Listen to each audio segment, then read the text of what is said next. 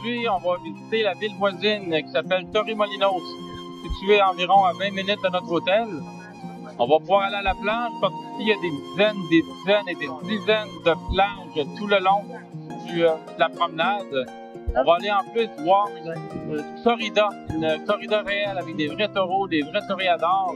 Et on va en profiter pour aller au marché juste à côté. Donc, suivez-nous, on a un programme très chargé. Hasta luego!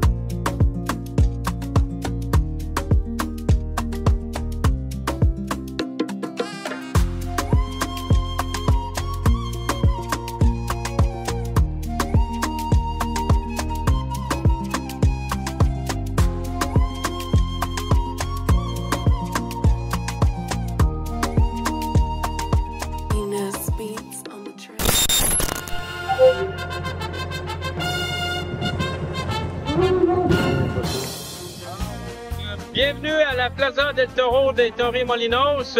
On va assister à une des plus vieilles traditions espagnoles, vous l'aurez sûrement deviné, une corrida. Alors, pour âmes sensibles, s'abstenir, j'ai mis mon magnifique chandail que j'ai acheté dernièrement pour l'occasion. Alors, on se revoit tout à l'heure pour les commentaires. À bientôt, olé!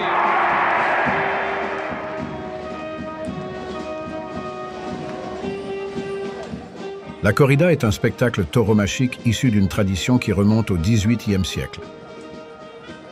L'Espagne est un des 3 pays en Europe, avec le Portugal et la France, qui autorisent la corrida, même si 95% des Espagnols sont contre.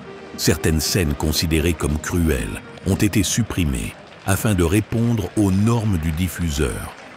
Un combat dure en général une vingtaine de minutes et est souvent décrit comme une tragédie en 3 actes. Appelés tercios, sont rythmés par l'apparition des picadors, le travail des bandrilleros et la mise à mort du taureau par le matador. La cape utilisée au début par le toréador, appelée capoté, est soit rouge ou rose. Le taureau distingue mal les couleurs. En revanche, il a une excellente vision des mouvements. Peu importe la couleur, le taureau voit le tissu onduler et il charge.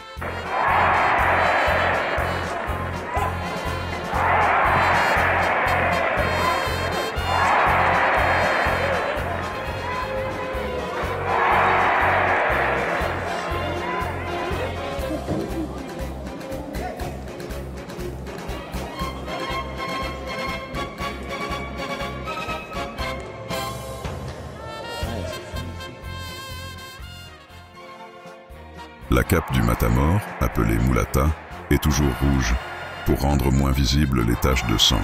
Elle sert à dissimuler son épée.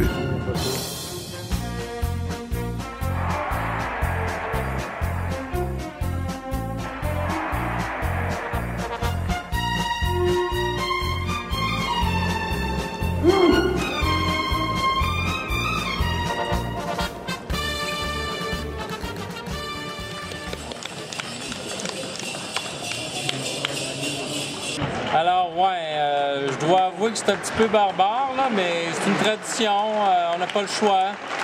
Puis il y en a 6 comme ça. Alors, on ne vous montre pas les 6. Ça en était une. On va peut-être en montrer une coupe. Alors, à tout à l'heure.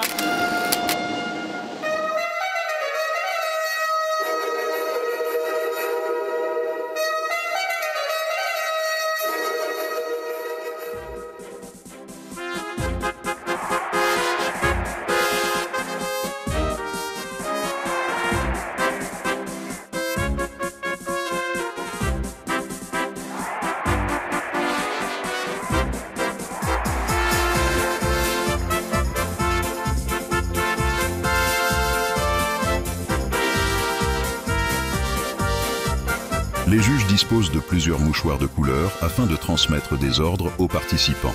Il y a 50 points possibles à attribuer au taureau et 50 points possibles à attribuer au torero, pour un total de 100 points.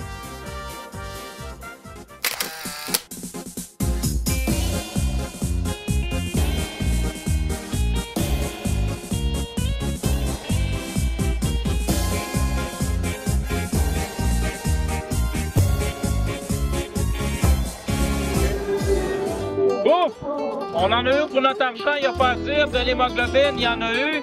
Mais en tout cas, je vous l'avais dit au début. Alors, on se revoit pour notre activité pas aussi sanglante, mais sûrement aussi captivante. Parlez!